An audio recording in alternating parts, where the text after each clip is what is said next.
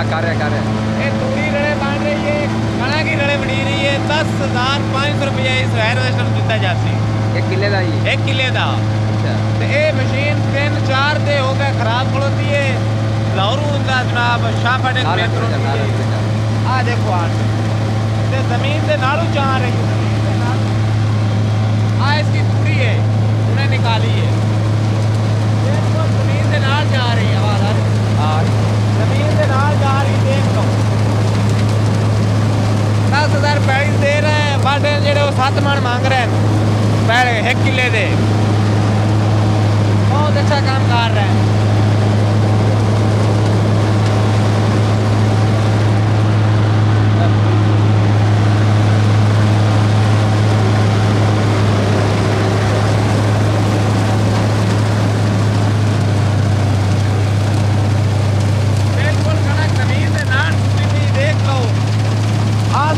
आ रही है 10,000 लेंदे मगर लेंदे हक लाल दा 10,000 रुपया ले रहे हैं। में कणक कितनी है?